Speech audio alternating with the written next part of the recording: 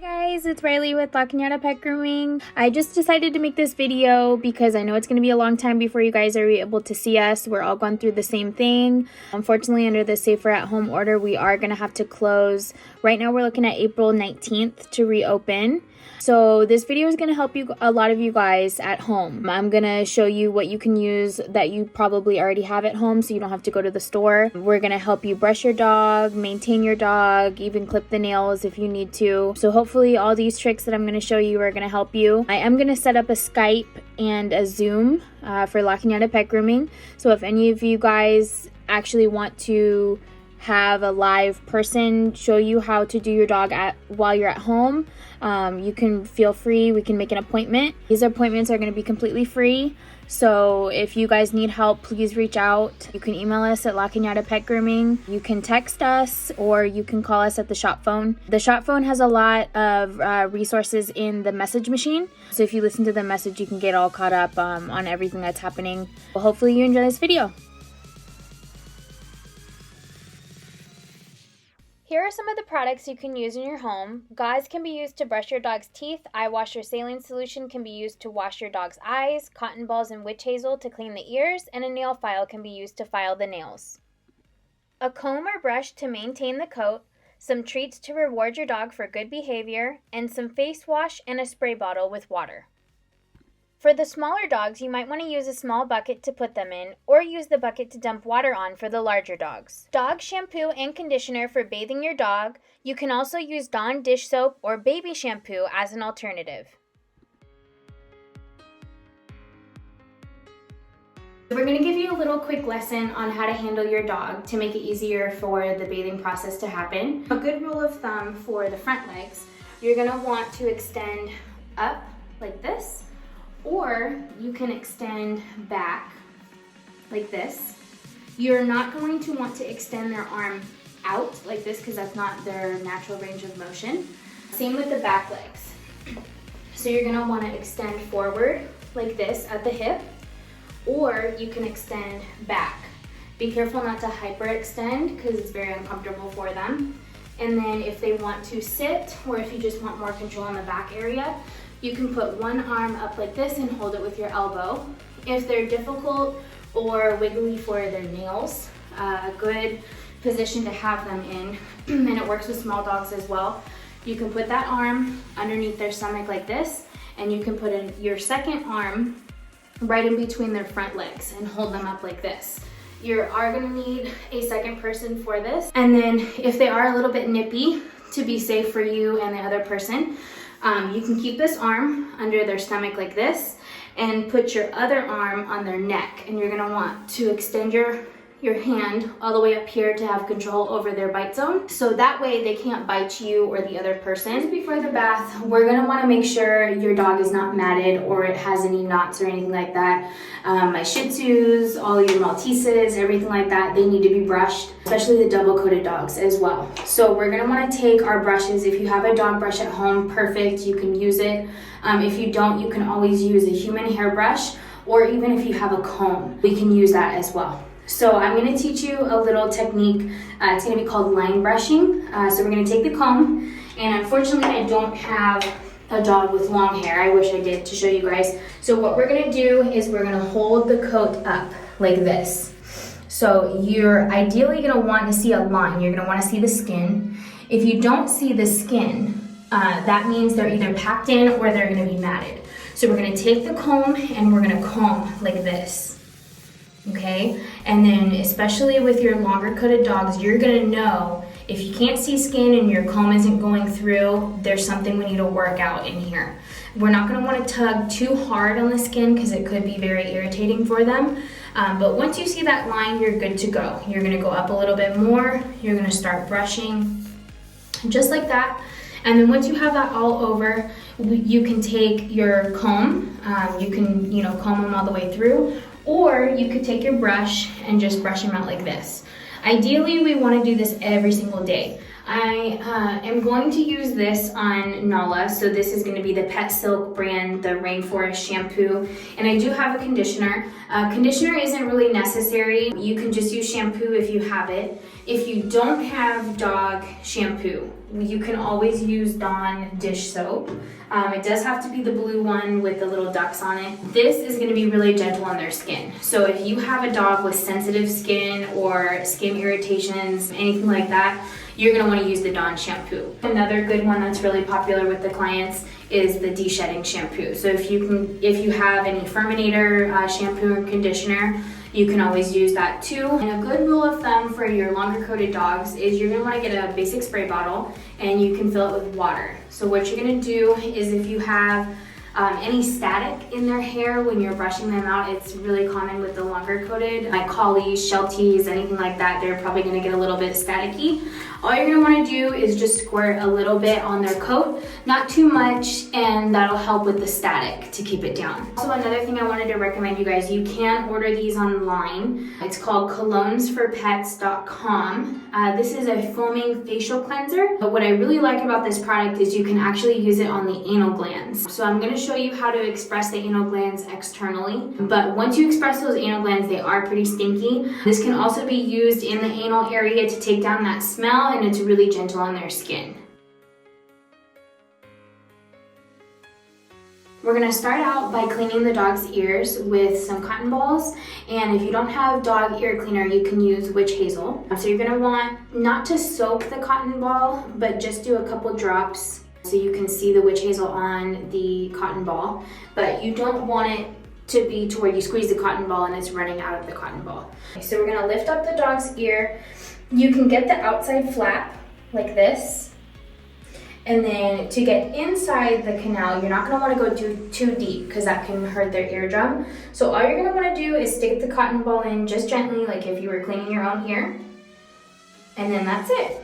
And then you repeat it on the other side. I know a lot of dogs get ear infections when we're cleaning their ears or if they get water in their ears.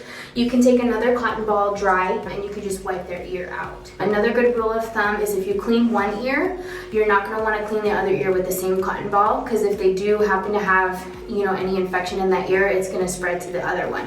So make sure you're always using a clean one. Okay, so second, we're going to brush your dog's teeth. If you don't have a toothbrush and you don't have dog toothpaste, I would recommend getting some gauze at home. So what you're going to do is you're going to wrap the gauze around one of your fingers. You're not going to want to use human toothpaste for this. Human toothpaste does have an ingredient that's very toxic to dogs. So if you don't have dog toothpaste, definitely use the gauze. So you're going to wrap it around your finger like this, and we're going to brush the dog's teeth. There's no need to have any toothpaste on it at all. The rough edges of the gauze are going to get most of the plaque off your teeth. It's not going to be a deep cleaning, but enough to maintain your dog for the time being. Hold the dog up like this. You're always going to want to hold the mouth closed when you're brushing the teeth. We don't want to risk them biting you or anything like that. And mostly we're wanting to get the side anyways. We're going to try to focus on the back molars. That's where a lot of plaque is going to be built up. So what you're going to do is you're going to gently open the mouth like this. A lot of dogs, it's kind of iffy if they're going to let you do this or not. So if they're not going to let you do this without nipping or anything like that, just take it in steps. We don't have to do it all at once. So you're gonna open the mouth like this, and I'm gonna do it on this side actually because I'm left-handed. But you're just gonna take your finger with the gauze and you're gonna stick it right up on the cheek, and you're gonna go right up in the cheek like this, and you're gonna rub on their teeth and their gums. It's okay if they're gonna be bleeding just a little bit, just like when you brush your teeth, if you irritate your gums, it's gonna be a little bit bloody. And then we're going to go on this side, and we're going to take our finger right in the cheek area, and we're going to rub all the plaque off that teeth.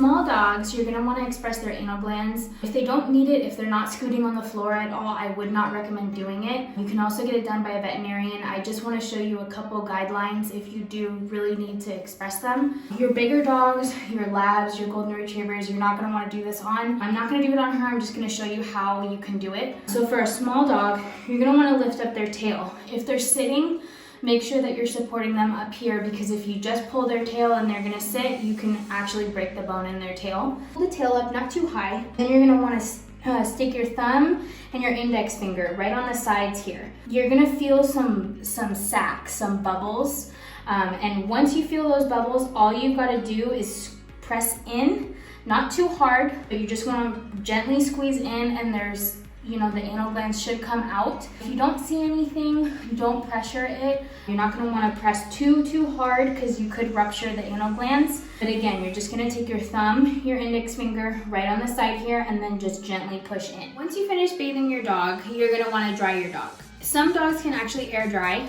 So for Nala, for example, we're gonna have her air dry. But if you do have a longer coated dog, you're gonna wanna take just a hair dryer will do. You're not gonna wanna go too close to your skin. I would actually recommend going on the cool setting. You're not gonna wanna go crazy, because it's gonna create knots in the dog.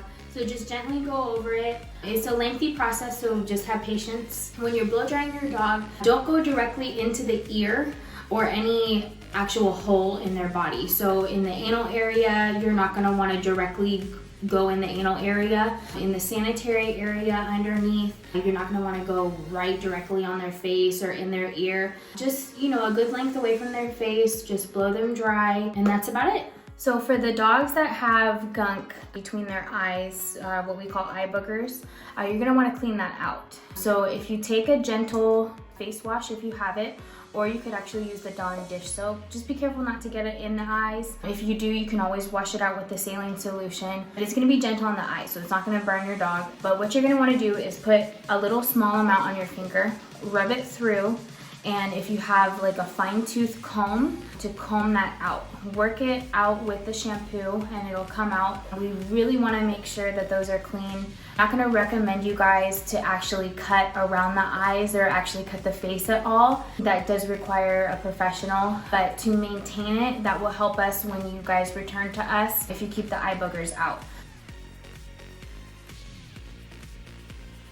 So we're gonna show you how to trim the dog's nails. Most of you are probably not gonna have a nail trimmer.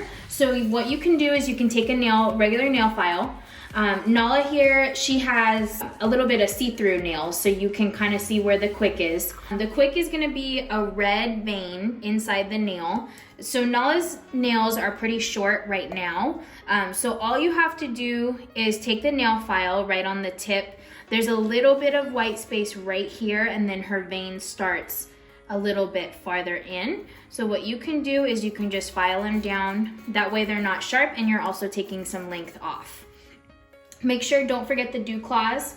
Some dogs have them in the back as well. Nala only has them in the front, and all you have to do is quickly file. Now, if you have a nail trimmer, you can use that as well.